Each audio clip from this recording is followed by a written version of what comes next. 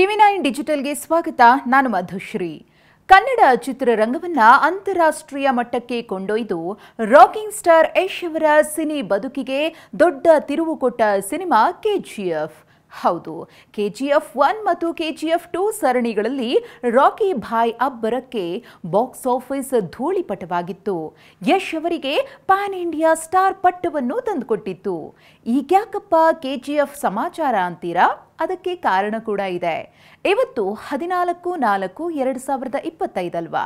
ಇದೇ ದಿನಾಂಕದಂದು KGF 2 cinema ವಿಶ್ವದಾದ್ಯಂತ ರಿಲೀಸ್ ಆಗಿತ್ತು. ಅಂದರೆ 14/4/2022 ರಿಲೀಸ್ ಆಗಿದ್ದ ಕೆಜಿಎಫ್ 2 ಸಿನಿಮಾಗೆ ಈಗ 3 ವರ್ಷ ನೋಡಿ.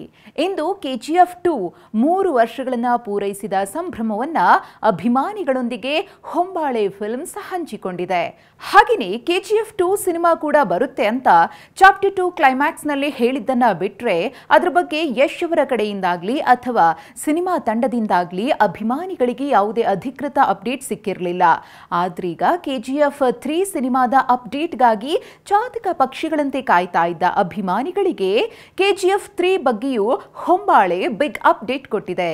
ಕೆಜಿಎಫ್ ಚಾಪ್ಟರ್ 2 ನ ವಿಶೇಷ ವಿಡಿಯೋವನ್ನ ಈ 3 ವರ್ಷದ ಸಂಭ್ರಮದ ಸಂದರ್ಭದಲ್ಲಿ ಹಂಚಿಕೊಂಡಿರುವ ಹೊಂಬಾಳೆ ವಿಡಿಯೋ ಕೊನೆಯಲ್ಲಿ ಕೆಜಿಎಫ್ 3 ಎಂದು ರಿವೀಲ್ ಮಾಡಿದೆ. ಹಾಗೆಯೇ ಯಶ್ ಅವರ ವಾಯ್ಸ್ ನಲ್ಲಿ ಮೂಡಿ ಬಂದಿರುವ ಕಮಿಂಗ್ ಸೂನ್ ಲೈನ್ ಕೇಳಿ ಅಭಿಮಾನಿಗಳು ಥ್ರಿಲ್ ಆಗಿದ್ದು, ಅಂತೂ ಇಂತೂ ತಡವಾಗಿಯಾದ್ರೂ ಕೆಜಿಎಫ್ 3 ಸಿನಿಮಾ ಬಗ್ಗೆ ಸುಳಿವು ನೀಡಿದ್ರಲ್ಲ ಅಂತ ಫ್ಯಾನ್ಸ್ ಕೂಡ ಖುಷಿಯಾಗಿದ್ದಾರೆ. ಇನ್ನು ಶೀಘ್ರದಲ್ಲೇ ಚಿತ್ರತಂಡ ಈ ಬಗ್ಗೆ ಅಧಿಕೃತವಾಗಿ ಘೋಷಣೆ ಮಾಡುವ ಸಾಧ್ಯತೆ ಕೂಡ ಇದೆ.